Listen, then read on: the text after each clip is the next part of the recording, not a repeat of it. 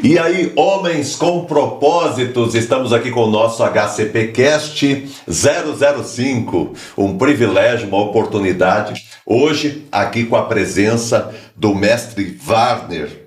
Ele é extraordinário, um homem de Deus e um profissional excelente. Ele vai estar falando aqui hoje conosco sobre artes marciais, sobre vida e também sobre fé.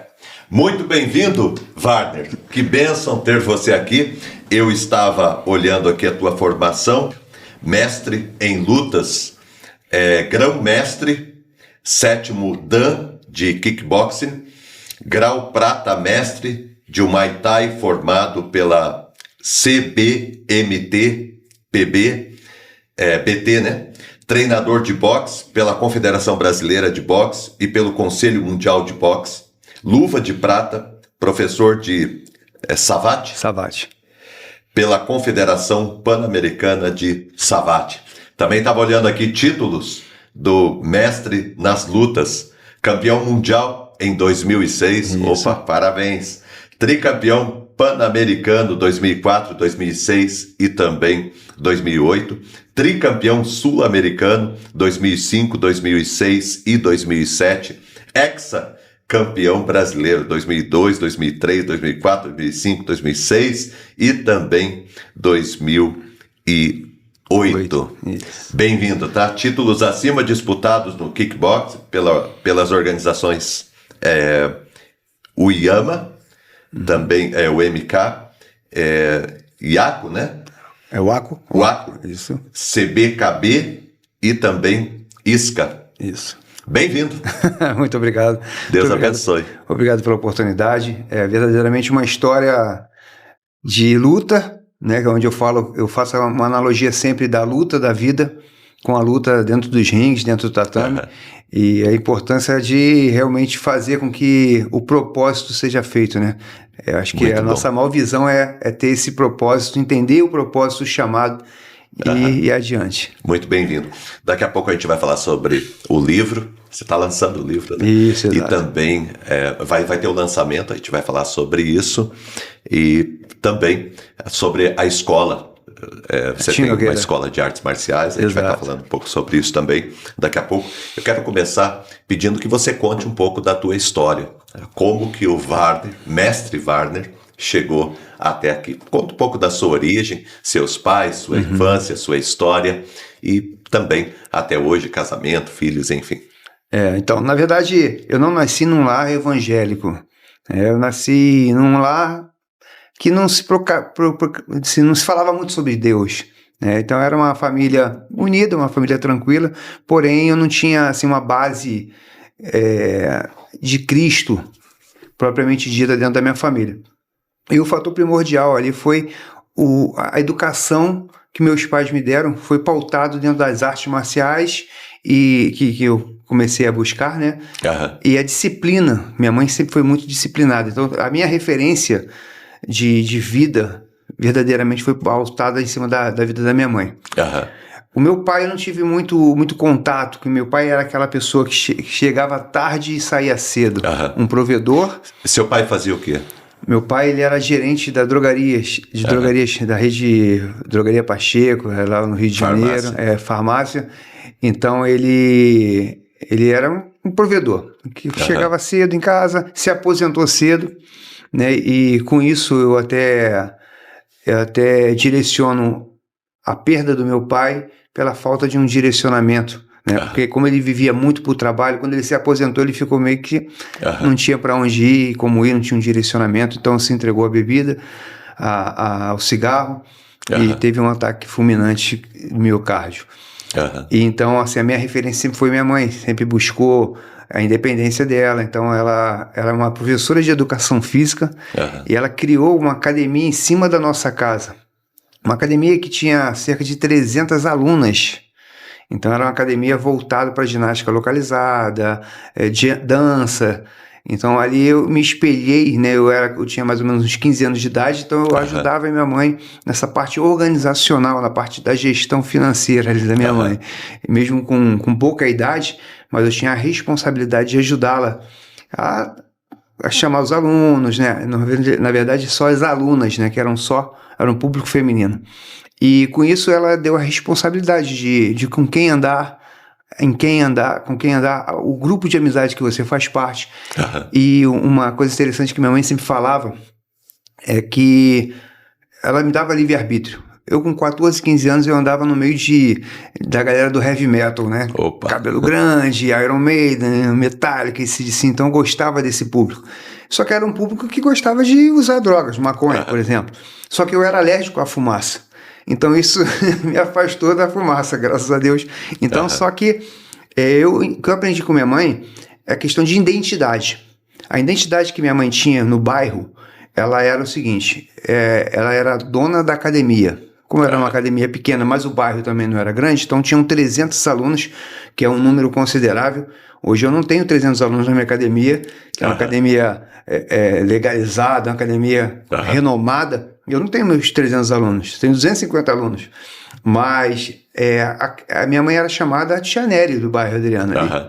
Então eu não tinha autoridade, eu não tinha identidade ainda. Então se eu fizesse alguma coisa de errado, não era o Warner que estava fazendo alguma coisa de errado, era o filho da Tia Nery que estava. Então assim, submetia a autoridade dela.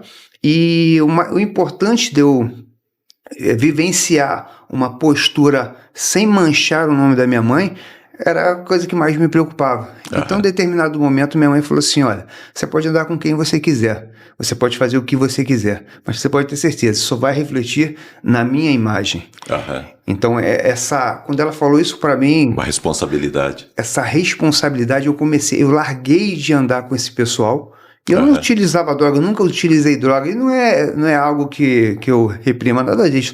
Tem muitos amigos meus que utilizavam, e com a graça de Deus e a experiência que eu tive nas artes marciais, eu consegui tirar do foco das drogas para entrar nas artes marciais e ter uma vida diferenciada. Não é porque as drogas faz mal, não tem porquê, não é porque é proibido, é porque realmente faz mal e te leva à ruína. Então, eu já perdi amigos pelas drogas. Então, naquele momento que minha mãe direcionou a responsabilidade de uma imagem dela que poderia ser sujada através da minha pessoa, eu me distanciei daquele público e fui para o público do pessoal do futebol. Eu era goleiro na época, com 16 anos, e muito dedicado. Eu sempre busquei ser melhor naquilo que eu faço. Então não é melhor do que alguém, é melhor do que eu mesmo a cada dia. Então eu sempre busquei uma melhoria contínua. Então eu era o primeiro a chegar e o último a sair do treino. Então isso dava um reflexo de diferencial. Então eu comecei a ser o goleiro de destaque ali do bairro. E com isso eu comecei a ter a minha identidade. Então no bairro Adriano, quando eu passava, eu sempre era o filho da Tia Nery. Entrei no meio da luta, porque um professor se interessou em dar aula lá na academia. E eu era uma pessoa briguenta, magro, alto, assim, não tinha a menor condição de brigar com ninguém, mas eu tinha um ímpeto de agressividade. Então como eu era muito, assim, tinha uma predisposição de brigar, que é diferente de lutar, né? O brigar não é positivo, o lutar é positivo. Então, como eu tinha esse ímpeto, as artes marciais veio direcionar de uma maneira boa essa minha predisposição de ser melhor, de conquistar. Então eu peguei e comecei a treinar o kickbox. E daí eu fui começando a treinar, e em determinado momento eu comecei a treinar com um amigo que ia competir. E ele tinha a vontade de competir. Meu objetivo não era competição, meu objetivo era ser um faixa preta. Quando eu entrei na luta eu tinha essa visão, quero ser um faixa preta. Então eu sabia que ia ter que ter renúncias, coisas que eu não poderia fazer, a minha alimentação tinha que ser diferenciada, meu treinamento tinha que ser diferenciado. Ser um faixa preta é ser uma referência onde quer que você está. Então, quando eu tive essa mentalidade de mudar meu comportamento, eu precisei realmente fazer algumas mudanças dentro da minha rotina. E eu comecei a treinar com esse meu amigo, e esse treinamento gerou uma perspectiva de competitividade, que já era grande devido ao futebol. Só que o futebol é um esporte coletivo, a luta é um esporte individual. Né? Quando você tem uma equipe por trás de você, mas quando você sobe sozinho. E hoje, quando essa mentalidade é você subir você e Deus, e mais ninguém. Então, quando eu tive essa ideia, eu treinei 3 meses, fiz um camp, né, que é a parte de competição, e quando eu fui na competição apoiar esse meu amigo, ele não pôde ir. E ele tinha uma categoria, 2 categorias acima a minha, 10 quilos mais pesado, e aí o treinador nosso falou assim, ó, você vai entrar no lugar do Isaac. Aí eu falei assim, mas como? A categoria mais pesada, não tem como eu lutar na categoria mais pesada. Eu disse, não, você vai. Qual é a sua vantagem perante seus adversários? Eu disse, eu sou mais rápido. Eu disse, então utiliza a sua velocidade contra a força deles. E eu fui, ganhei a primeira luta, fui para a semifinal, fui para a final e fui campeão carioca. Então, uma coisa que eu aprendi, uma lição que eu tive, foi que você faça o bem, ajude as pessoas, que automaticamente isso vai ter um retorno. Talvez você não tenha noção do que seja esse retorno, mas simplesmente faça. Então eu fui ajudar esse meu amigo e eu tive esse retorno de ser um campeão no primeiro campeonato que eu competi. E aí com o tempo eu fui começando a criar a minha identidade. E a minha mãe parou de dar aula, a academia fechou. E teve algumas situações que aí veio a legalização, que houve a necessidade, né, do CREF, da educação física.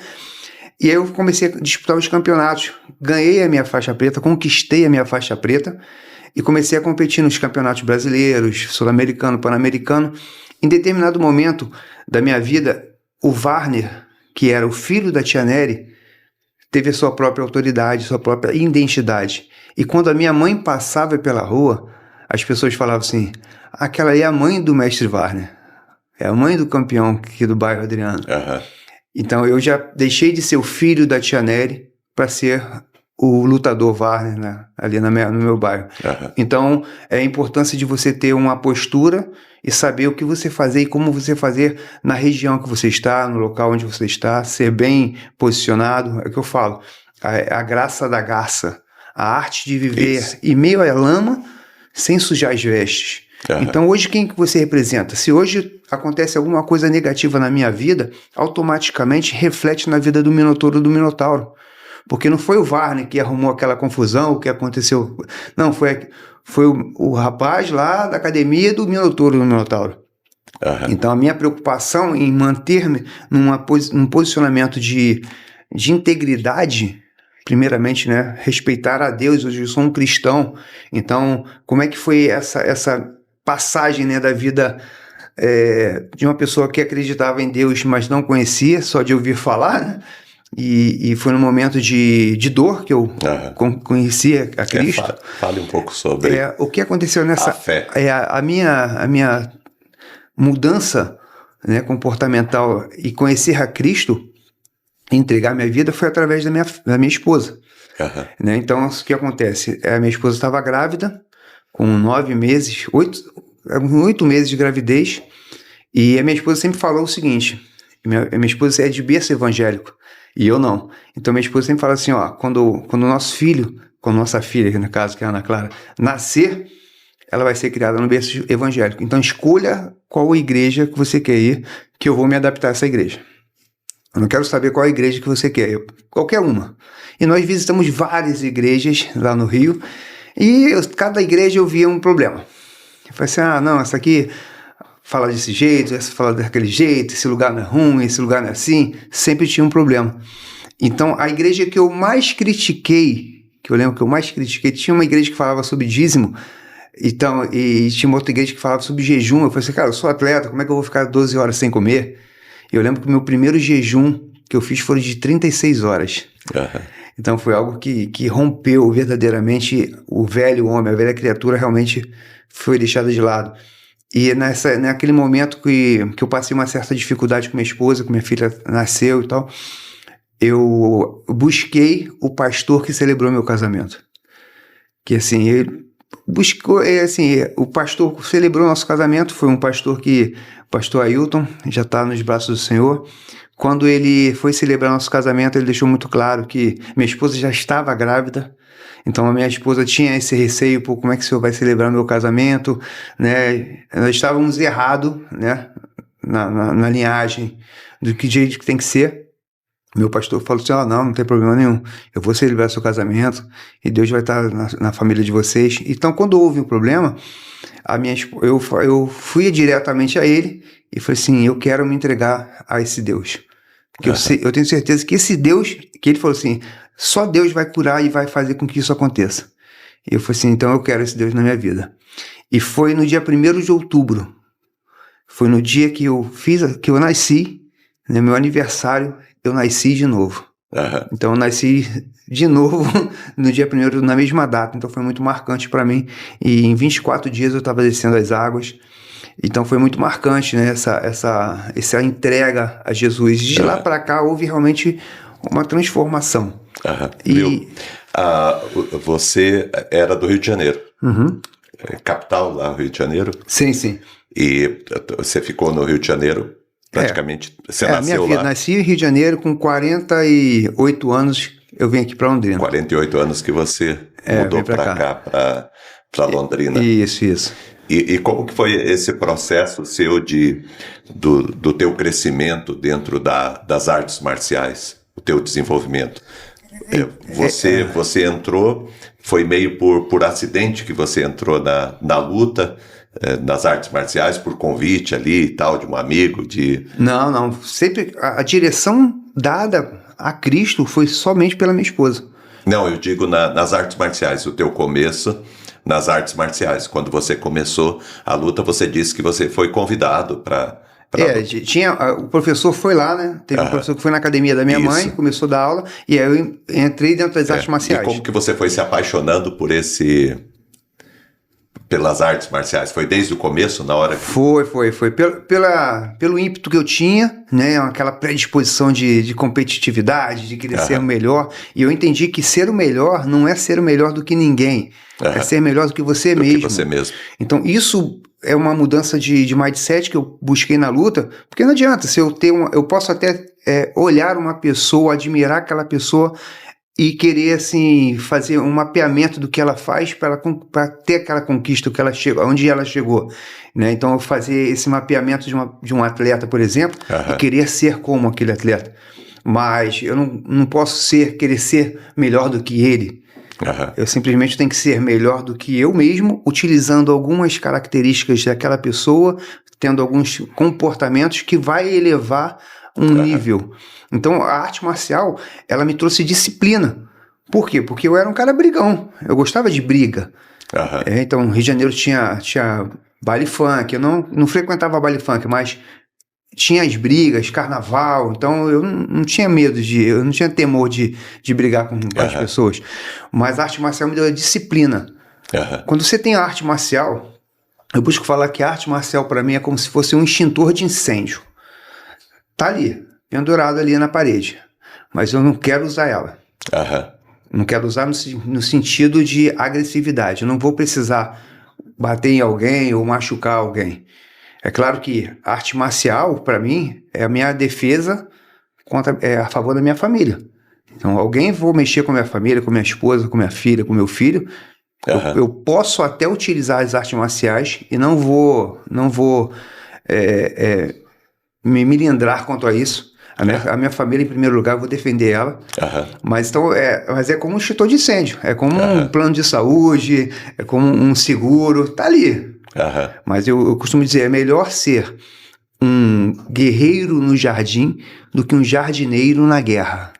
Muito boa essa. Eu preciso estar preparado. Eu preciso estar preparado, né? Porque quando a gente está ali dentro de um propósito de defesa, eu tomo conta da minha casa. Ninguém entra na minha casa. Entendeu? Eu tenho esse dever de proteção. E a arte marcial me ensinou a ser isso.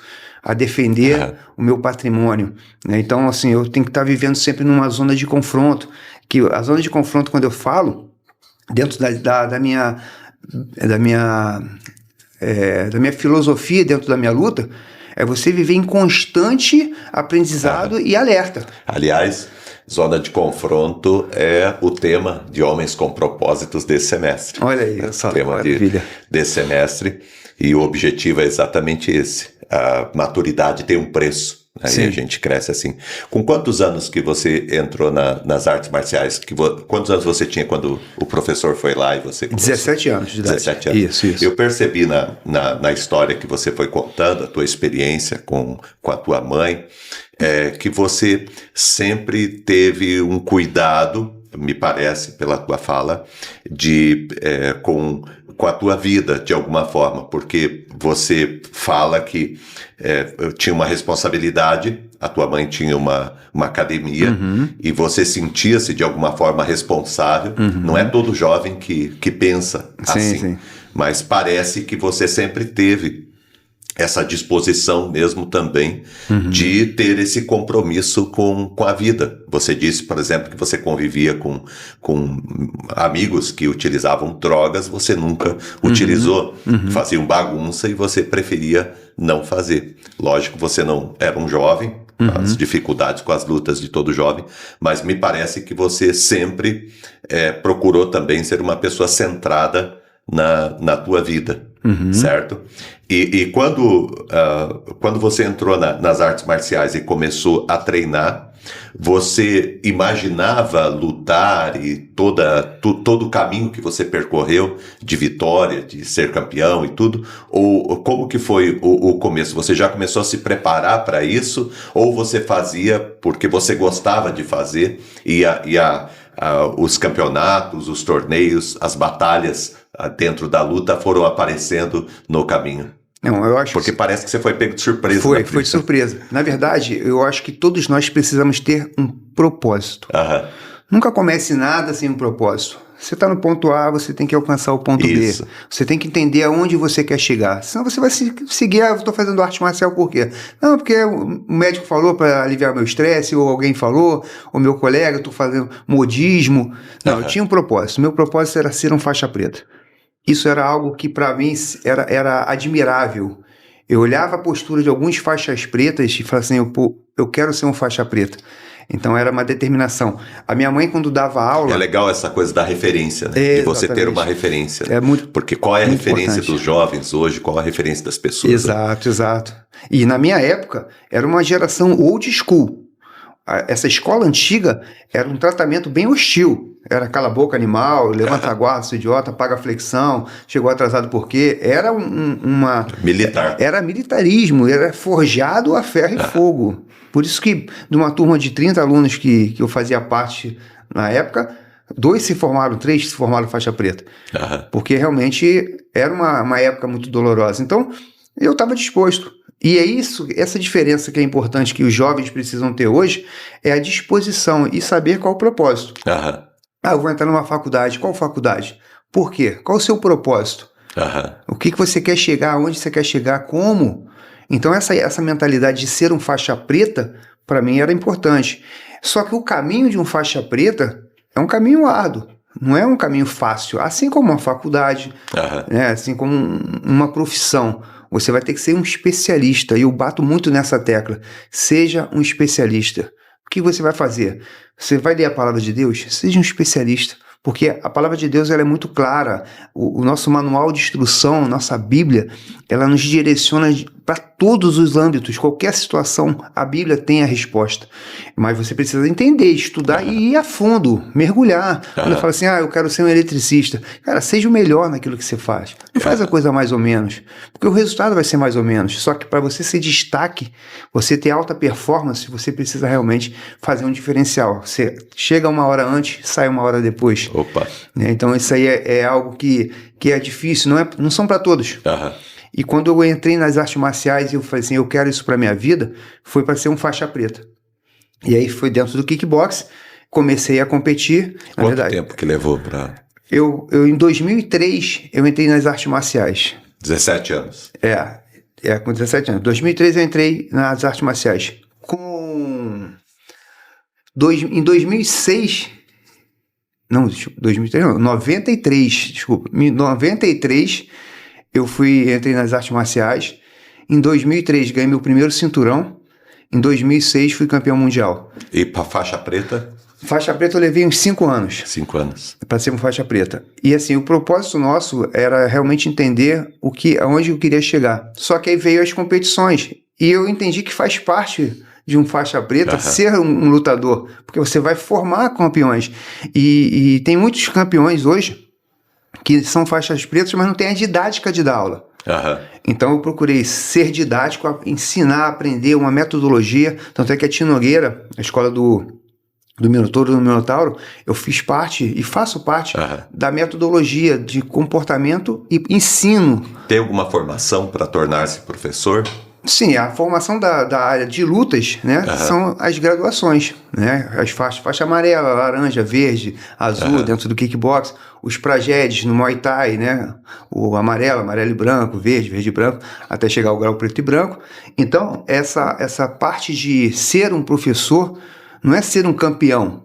Você pode ser um bom professor, ter uma boa didática e não precisa subir no ringue, não precisa ter a competitividade. Eu lembro que tem um aluno meu que ele levava o filho dele para treinar. Então era uma criança e teve um dia que eu chamei os pais. Falei assim, todo mundo vai treinar agora com os filhos, e fiz uma didática ali, bem uma brincadeira com todo mundo, e o pai dele começou a gostar e treinar. Eu formei ele faixa preta. Hoje ele é diretor da Confederação Brasileira de Arbitragem e nunca subiu no ringue para lutar. Legal. Ele nunca lutou, ele nunca competiu, mas a ideia dele era ser um faixa preta. Então eu tenho essa concepção. Qual o seu objetivo? Quando os alunos chegam na academia, a primeira coisa que eu pergunto, qual o seu objetivo? O que te trouxe até aqui? Eu quero perder caloria, eu quero aliviar o estresse, eu quero ser um campeão. Ok, então eu mostro o caminho, né? Eu sou como um GPS para os meus alunos. Fiz, cara, você quer ser um campeão? Eu fui um campeão. Eu tive 111 lutas no meu cartel. Então eu sei o que é vencer, eu sei o que é perder. E eu costumo dizer, eu nunca perdi. Ou eu ganhei a luta ou eu aprendi. Cada derrota tinha um porquê, um significado, uma expressão diferente. Então, quando a gente tem essa capacidade de perceber que tudo na vida tem um porquê, a gente sofre menos. Então, assim, não tem perda por acaso. Tem uma perda significativa por algo. Deus está te mostrando algo, por que você perdeu aquilo. Deus vai te dar a oportunidade de você aprender naquele momento de dor, de sofrimento, seja lá qual for. Então, a luta me ensinou muito sobre isso. Você faz 3 tipos de luta? Você é formado sou formado em 4. 4? O boxe, que é o boxe inglês, né? A primeira foi kickbox. Kickbox. Isso, hoje eu sou 7º dan pela Uyama. Tá, você começou com o kickbox. Isso. Aí depois... Aí eu fiz o boxe, que é o boxe inglês. Qual que é a diferença? O kickbox é chute e soco. O boxe é somente soco. E tem o Muay Thai. O Muay Thai foi o terceiro? Foi o terceiro, que é soco, cotovelo, joelho e chute. Foi aumentando. E o Savate foi o último, que é o boxe francês, que também é soco e chute. E vale pisão nas articulações, treino de bota. Tá. A diferença... As diferenças são inúmeras, de uma para outra. Apesar de todas serem lutas em pé, lutas com luva, a diferença entre uma e outra, histórico, regra, modalidade, técnica, a biomecânica dos movimentos são completamente diferentes. Então, quando eu falo assim, o Muay Thai é igual o kickbox, é socar e chutar. Não. E utiliza a técnica de uma em outra luta? Consegue adaptar alguma coisa? Consegue. A adaptação, sim. Só que a biomecânica do movimento de um golpe é diferente do outro. A postura de guarda, a postura de base, movimentação. Então, cada arte marcial tem uma característica, porque é baseada em quê? Baseada na regra. Então, o Muay Thai, por exemplo, é contundência. Então, você tem que bater forte. Você tem que olhar e o árbitro... Isso tudo eu falo sobre a arte marcial competitiva. Então, quando a pessoa faz Muay Thai, ela vai competir no Muay Thai, ela precisa de contundência. Já no kickbox é volume de golpes. Então, não difere muito se bater forte ou bater rápido. É preferível no kickbox ter volume de golpes. Então, você vai bater com mais velocidade. Entende? Então, difere. Então, a postura de um chute é diferente de velocidade. Completamente. Então, dentro desses aspectos, aí quando eu falo assim, teve uma reunião que a gente estava falando sobre excelência, e eu falo muito sobre ser um especialista, aí um professor me falou assim, você fala em ser especialista, mas você é formado em 4 lutas. Então, qual é a sua especialidade? Falei assim, minha especialidade é luta em pé. Aham. Jiu-jitsu, luta agarrada, grappling, eu não conheço, eu não sei. Eu já treinei pouco, mas não é minha especialidade. Eu não treino jiu-jitsu, eu não treino luta agarrada. A minha especialidade é luta em pé. Então, diante das circunstâncias, eu ganhei um campeonato mundial que tinha atletas de Muay Thai, tinha atletas de Hapkido, atletas de Taekwondo, atletas de kickboxing. Eu usei a minha especialidade e algumas técnicas dessas 4 a meu favor. Me trouxe o título. Então, a minha especialidade é ser um lutador em pé. Então, fui um competidor, sou um professor hoje, sou um mestre. A diferença entre mestre e professor, cara, o mestre vai muito além de ensinar apenas golpes. O mestre, ele vai te direcionar, ele vai te acompanhar. Isso aí faz a diferença. Fale um pouco sobre essa tua posição hoje dentro das artes marciais de mestre. Como que você conquistou, como que você chegou, né? Como que é esse processo e o que isso significa dentro das artes marciais?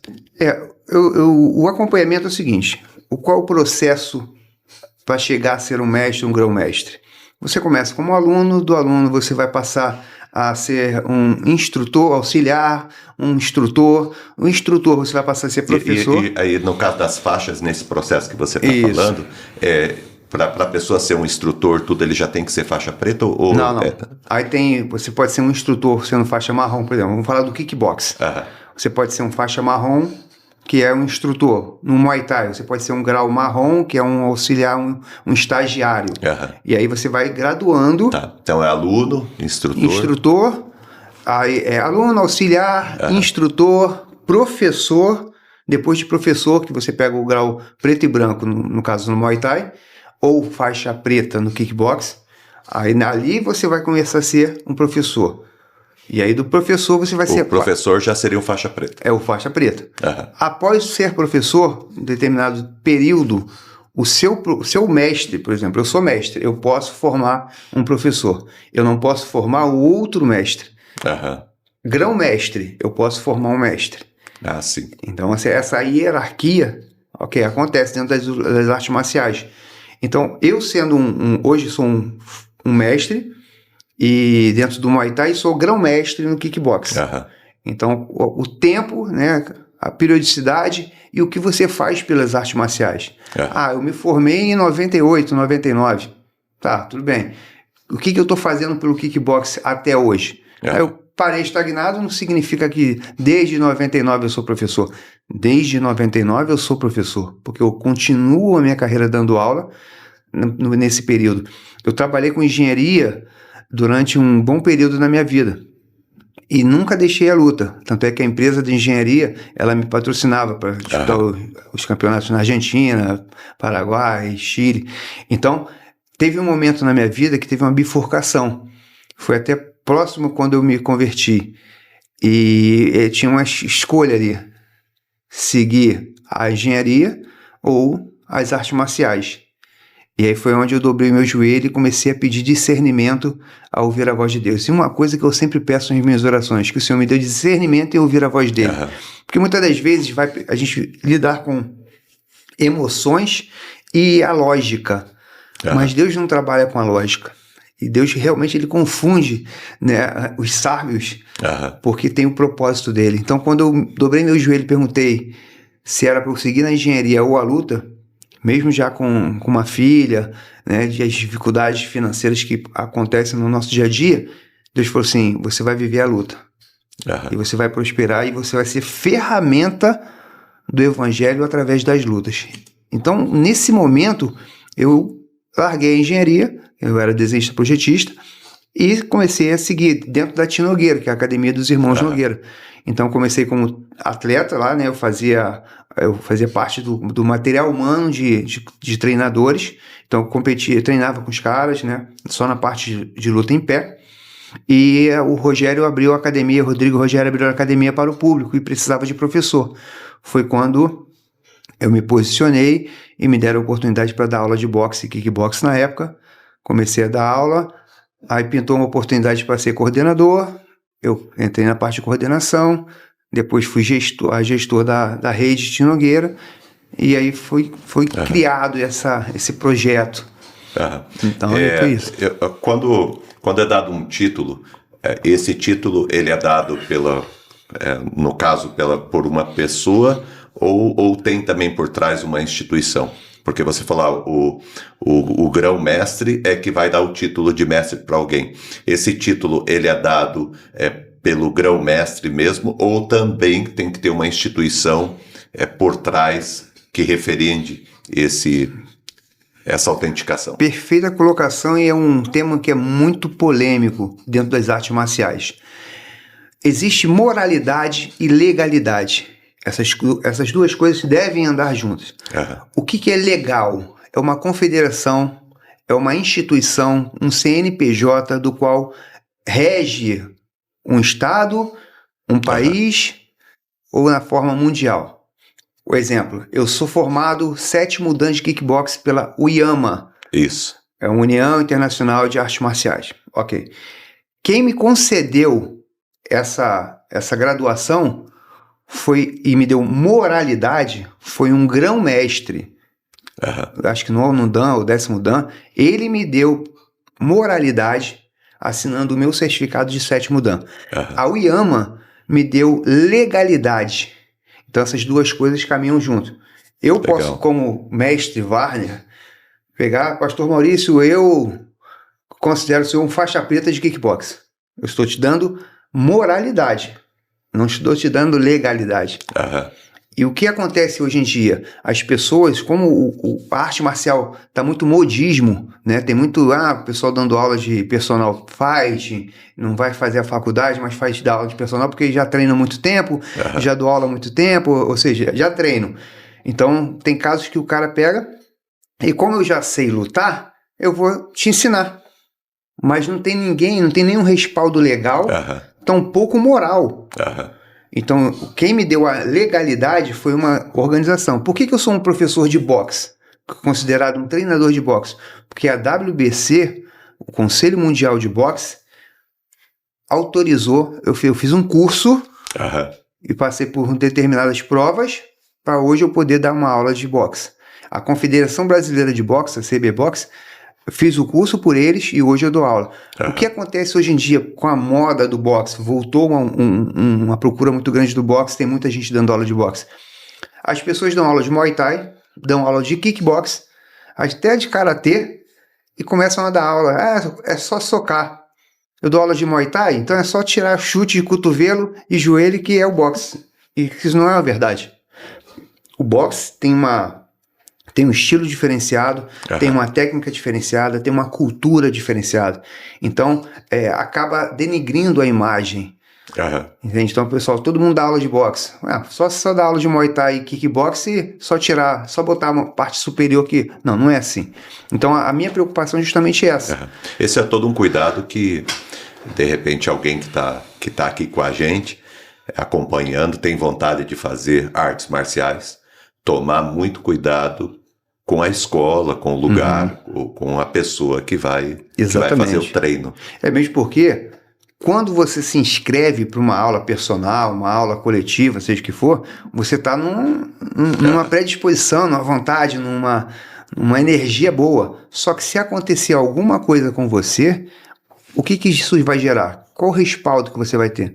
Quem é aquela pessoa? Então, que instrução aquela pessoa teve diante de uma situação de uma fratura, de uma entorse, de uma lesão? Como é que é o preparo dessa pessoa? Ela sabe realmente treinar, ela sabe lutar. Não duvido da capacidade física e técnica de uma pessoa, mas o que eu quero é legalidade. A busca de uma legalidade é muito maior do que qualquer outra coisa. Eu acho que isso aí também já está no princípio da própria qualidade do trabalho, né? Porque uma pessoa que realmente está interessada em fazer um trabalho com excelência, ela vai procurar cumprir os requisitos para que aquilo seja feito, né? Sim, a partir do momento que já começa errado, já começa meio que do jeito que dá, já começa com a falha, né? E as artes marciais, ela tem muito essa questão da disciplina, do caráter, da integridade, do respeito. Isso faz muito parte das artes marciais, né? Sim. Se o professor ele não tem dignidade, não tem caráter, que dirá o seu aluno. Isso aí é automaticamente, é igual o pai para o filho. Eu lembro, eu quando eu era adolescente assisti o Karate Kid. Você lembra do Karate Kid? Sim. E aí ali apresentava duas escolas, né? Sim. Praticamente eram duas escolas, né? Exato. Ela era a escola do... Como que era o nome do Miyagi, né? Mestre Miyagi, né? Mestre Miyagi.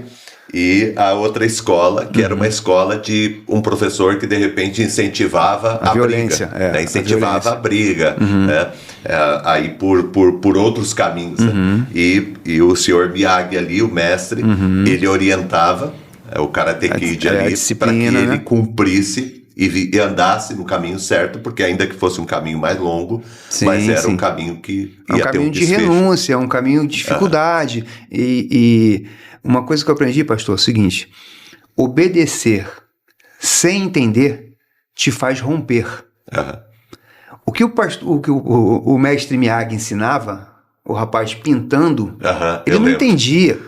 Lixando, pintando, arrumando, limpando, tudo aquilo ali tinha um propósito. Isso. E era um propósito muito claro para o mestre. E não tinha menor significado para o aluno. Mas você vê o grau de maturidade. As pessoas hoje em dia, elas querem só o resultado. Elas querem viver o imediatismo. A ansiedade das pessoas da conquista é muito grande, em viver os louros da vitória, mas não sabe os bastidores, os processos que tem que ser feito. Então, teve uma situação na minha vida, quando eu aprendi essa frase, obedecer sem entender te faz romper, foi algo que eu estava predisposto a abandonar uma posição, um cargo que Deus me deu por pressão, por injustiça, por várias coisas que vinham de encontro à minha filosofia de vida, o meu caráter. Eu não aceitava aquilo, então eu já estava predisposto a abandonar aquilo mesmo, ou seja, eu estava abandonando o deserto necessário que eu deveria passar.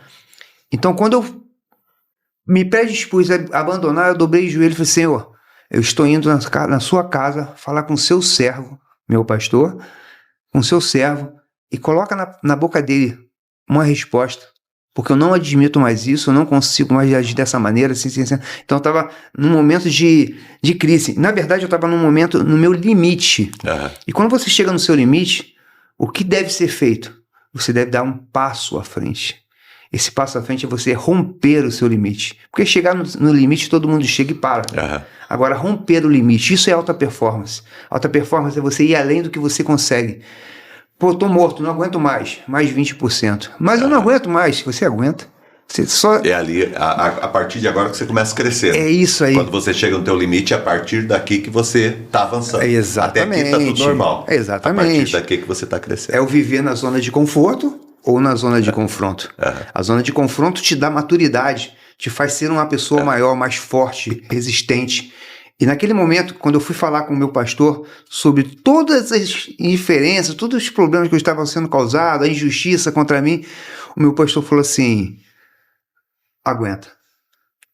Deus tem algo ali dentro. Eu falei: mas pastor, é isso. Eu falei assim: mas vale um mau acordo do que uma boa briga. Deus tem o melhor para você. Naquela semana eu segurei. E naquela semana Deus me mostrou com muita clareza algo muito maior. E hoje, se eu estou aqui em Londrina, faz parte daquele processo que eu tive que suportar lá atrás. Eu simplesmente obedeci. Eu não questionei. Então, não tem um questionamento por que o Daniel San vai ter que limpar para cá e limpar para lá. Ele vai limpar. Não é assim. Tem um processo, tem uma forma, tem um direcionamento. Só que você tem que ter discernimento em ouvir a palavra certa e a pessoa certa.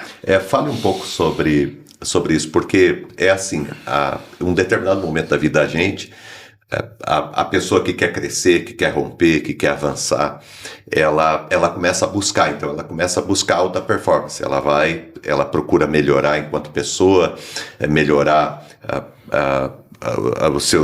a sua capacidade, a sua técnica, desenvolver e tal, mas a gente percebe que isso não é suficiente. A gente tem alguns teólogos, eles diziam que existe um buraco dentro da gente que é do tamanho de Deus.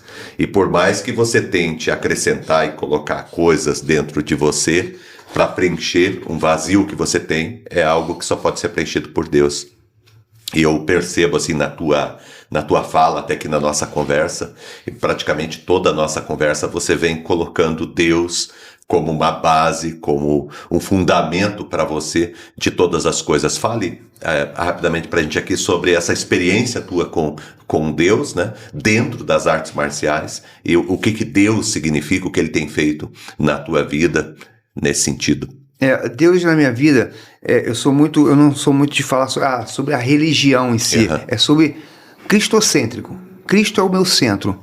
Tudo que eu faço é por Ele e para Ele, porque é dele que vem as minhas forças, a minha sabedoria. Eu já tive momentos em que Deus colocou pessoas na minha frente e eu não sabia o que fazer e o que falar, mas Deus me deu estratégias. Então está aberto a escutar, ter esse discernimento. Cara, a palavra que eu mais uso é discernimento em ouvir a voz de Deus. Porque quando você está passando por determinados momentos e você clama a Ele, Ele te dá a resposta, mas você tem que ter posicionamento. O clamar, o Senhor é o Pai. Eu tenho uma amiga que falou assim, eu não peço muita coisa a Deus, porque cara, ele tem tanta coisa, tanta gente para cuidar, pô, ele vai ficar preocupado comigo, que é só um detalhe. Eu falei, cara, Deus é seu Pai. Então, em momento algum que você vai pedir algo em vão, mas peça a Ele, mas peça de coração. Então, um determinado momento, o momento mais difícil da minha vida, foi a perda da minha mãe.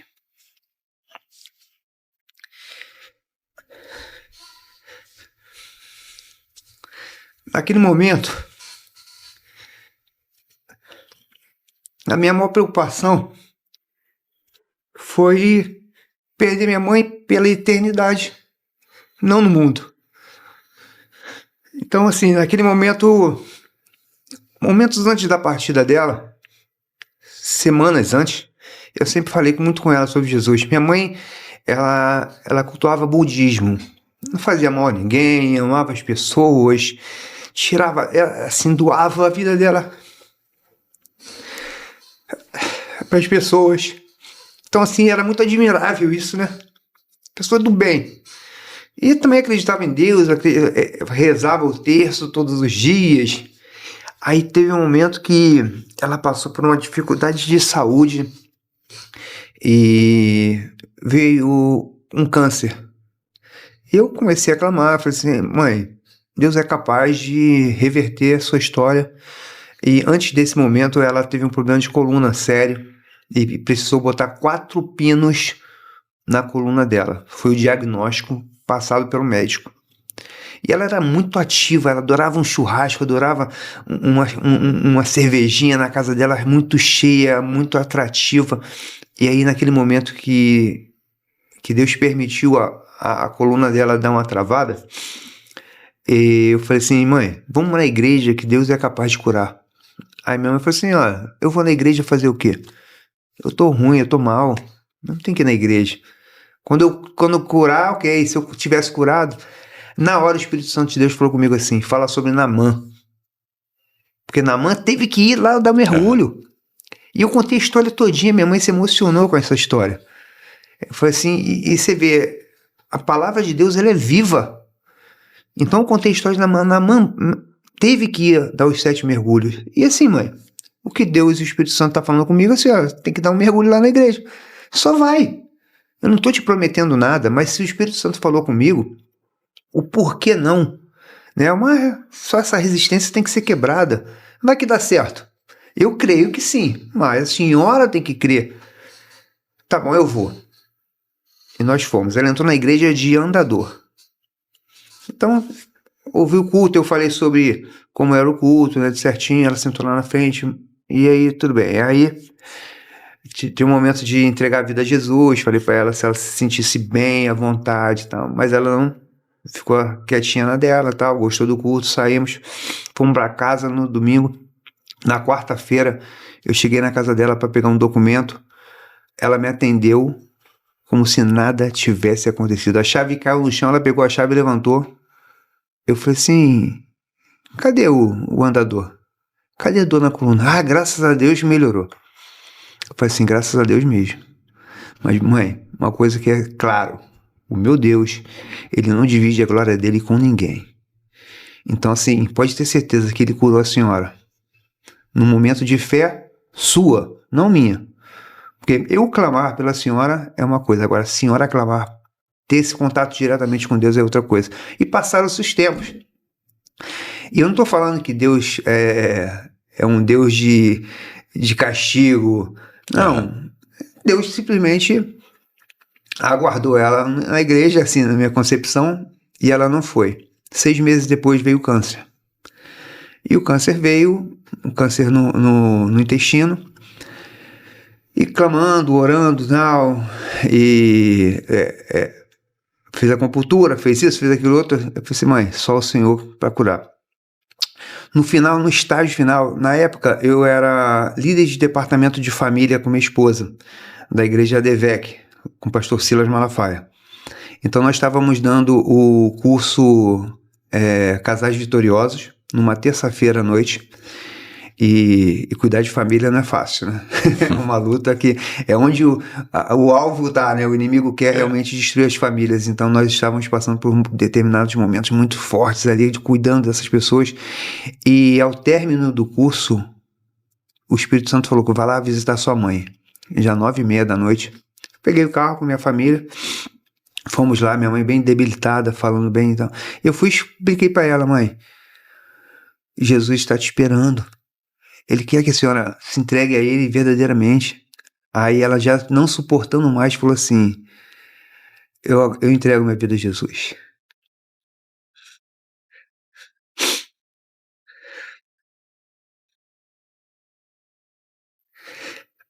Aí eu falei assim, ó, tem um ritual para isso. Não é a senhora falar, é a senhora declarar para os homens que a sua vida está entregue unicamente. Não é para ABC, é para Cristo. Aí repete comigo. Aí eu falei, né? Eu entrego minha vida soberanamente para o Senhor Jesus, como único na minha vida. Aí ela repetiu as palavras que eu pedi para ela falar. Chamei a minha filha, ela idolatrava a minha filha. Eu falei assim, sua avó quer falar um negócio com você. Eu falei assim, eu entrego minha vida a Jesus. Eu entrego minha vida a Jesus. Aí começou a repetir. Chamei minha esposa. Naquele momento, eu falei assim, está consolidado isso. A senhora declarou e a palavra de Deus é única. Existe salvação. Jesus, ele salvou um bandido na cruz. Na cruz, independente do passado dele. Ele foi salvo. E a senhora está salva. Então assim, meu propósito para ser um cristão de verdade. Uma das coisas mais importantes dentro da minha vida foi a salvação da minha mãe. Então ali, naquela terça-feira, quarta-feira ela passou muito mal. Meu irmão me ligou, falou assim, olha, meu irmão morava com ela, meu irmão me ligou e falou assim, olha, mamãe não tá bem, a gente precisa ir pro INCA, né, que é o Hospital do Câncer. Eu falei assim, não, vamos sim.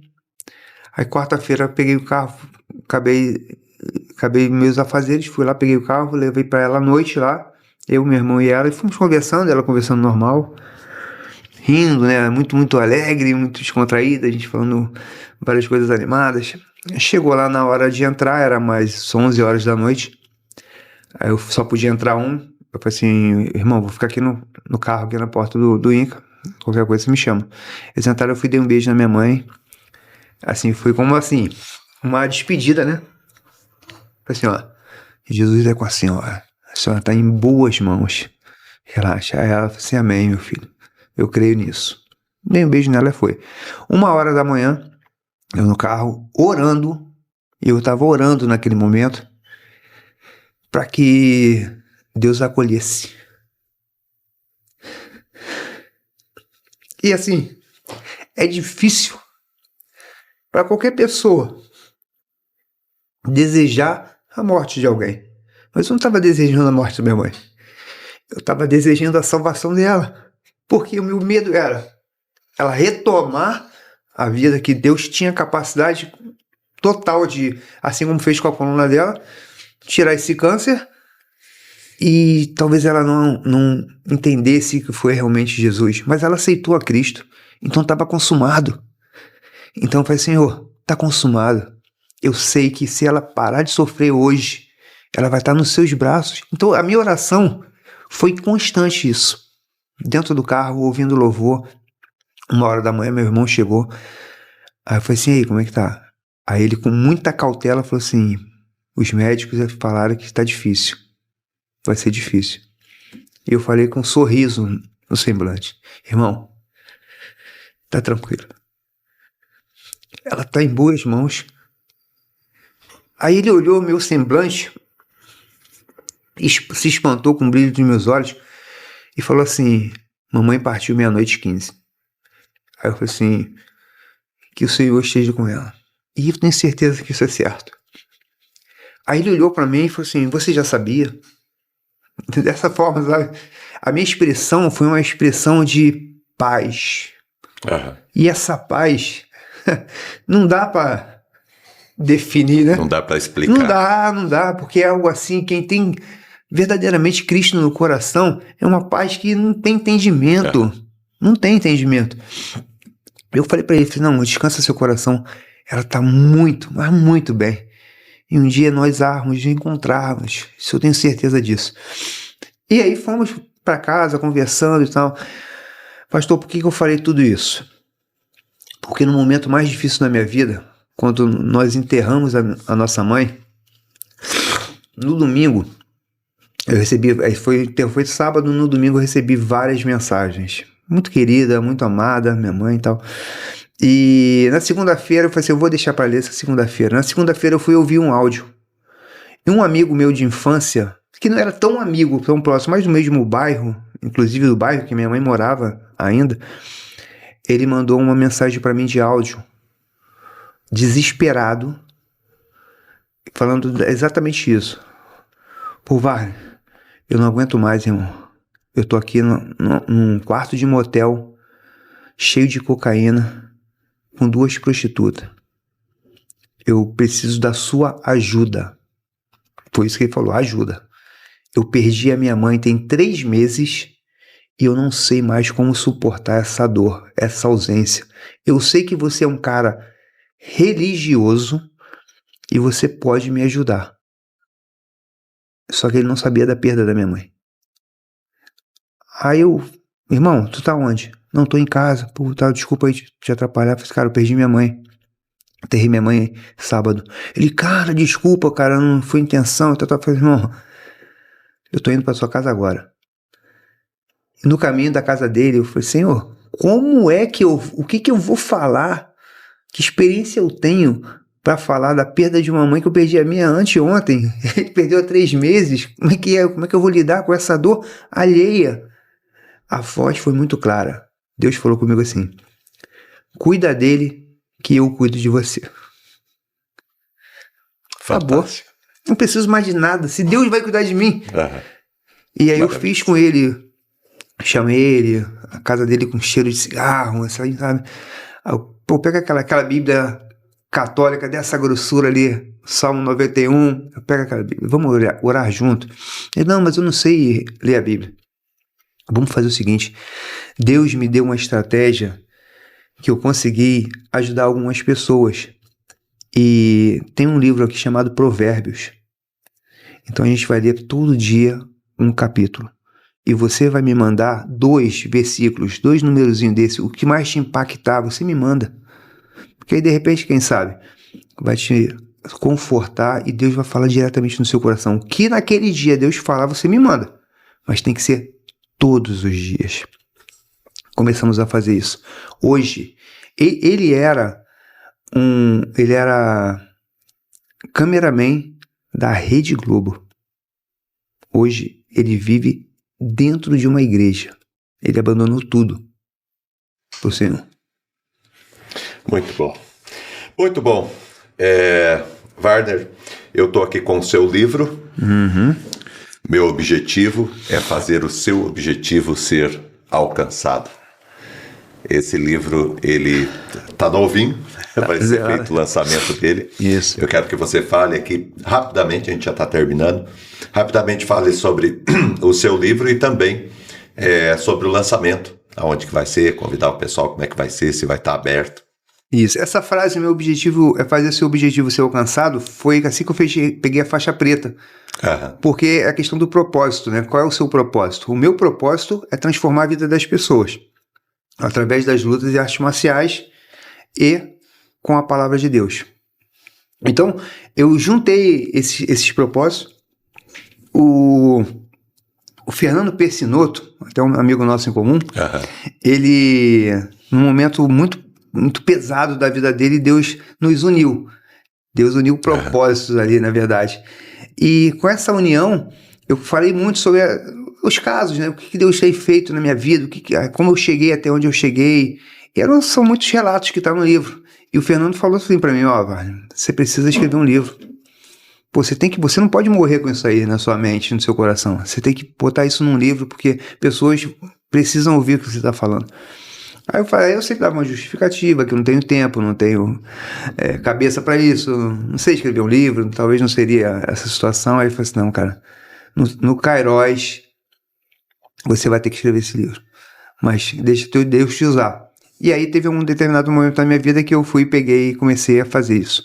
Então, agradeço meu amigo Fernando Persinoto por esse que aliás, está me devendo uma camiseta. Olha, faz tempo ele está me devendo essa camiseta, então, para cobrar dele. Nessa época, e ele falou, nessa época que o senhor apoiou o nosso projeto lá, e ele falou para mim, a camisa do Fernando tá lá a camisa do pastor tá lá em casa. O pastor Maurício está lá, eu tenho que entregar lá. Eu falei assim, irmão, compromisso. Então, foi nessa época. Muito bom. Então, o livro ele vem falando sobre vários cases de sucesso que a palavra de Deus me proporcionou e o poder, né, da palavra de Deus na vida unida às artes marciais. Né? Como as artes marciais unidas à palavra de Deus transformaram a vida do mestre Warner. Isso é muito importante. Eu queria fazer o convite para vocês.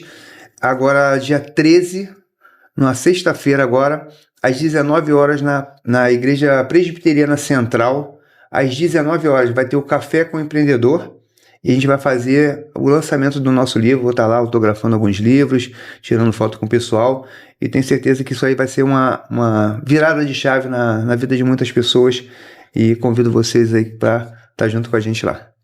Muito bem, então esteja no lançamento do livro. O livro está aqui, fantástico. Eu já li o livro e é fantástico, maravilhoso, emocionante, vale muito a pena. Bom, estamos chegando aqui quase no final, na verdade, e eu gostaria que você falasse um pouco sobre a escola. Você tem uma escola de artes marciais hoje, essa escola tá ligada ao Minotauro, né? Uhum. E eu queria que você falasse um pouco a respeito disso. A Tina Nogueira, ela fica aí na Voluntário da Pátria 476, aqui em Londrina. É uma rede de academia do Brasil todo, né? Nós já tivemos mais de 40 unidades no Brasil todo. Tivemos um problema com a pandemia, né? Algumas fecharam, muitas fecharam, infelizmente, mas a gente já tem uma nos Estados Unidos, uma em Dubai. Então, uma metodologia pautada na vida de transformação. Então, nossos professores não são professores de lutas e artes marciais, são agentes transformacionais. Então, a gente busca entender qual é o propósito daquele aluno, fazer com que ele realmente alcance o seu objetivo e prospere dentro de uma vida saudável, né? A gente busca sempre falar sobre a importância de cuidar do corpo.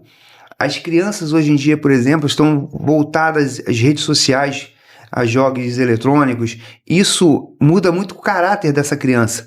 A criança não tem uma locomoção motora muito boa. O adolescente hoje em dia sofre com a falta da parte psicomotora, psicomotricidade. Então tudo isso aí é importante das artes marciais. Então a partir de 4 anos de idade, a criança já começa a viver essa parte social, essa parte cognitiva, essa parte motora.